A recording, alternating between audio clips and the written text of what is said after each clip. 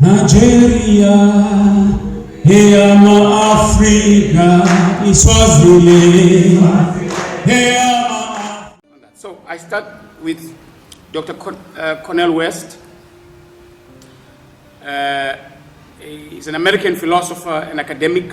He's a social activist and author.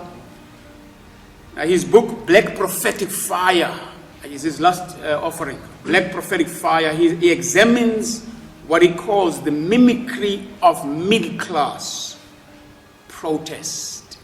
And we're going to talk about fire, protest, anarchy, arson, what is this?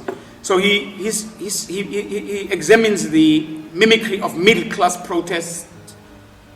He says that protest is driven by ambition and is severed completely or removed completely from the fire burning in the hearts of the poor and the landless.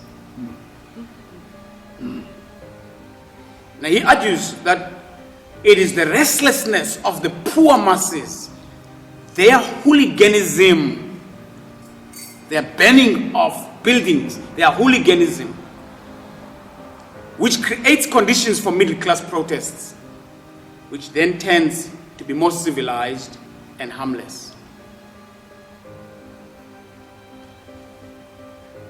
The poor must be warned not to outsource their struggle to the so-called middle class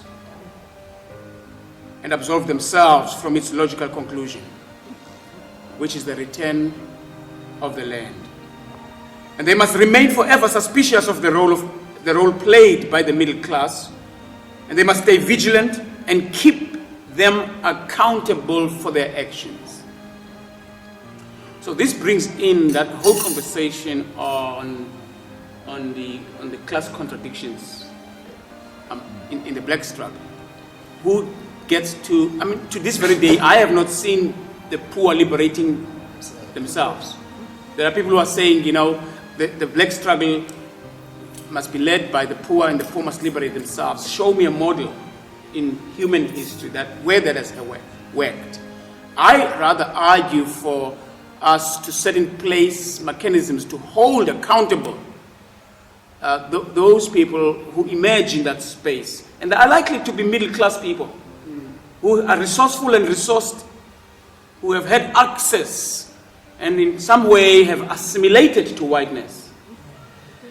There happens, I don't know what happens, but every now and then you will find somebody in that space who has, had their own Damascus experience, who is prepared to put everything on the line. But they must still be held accountable. They must be looked at suspiciously. We must never say, because today they were able to say to white people, go to hell, and think that tomorrow they can still be trusted. So,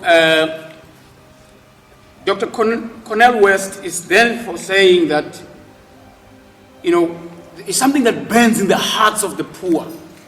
And it is that fire that's already there. It's not like when we set up, light up a match.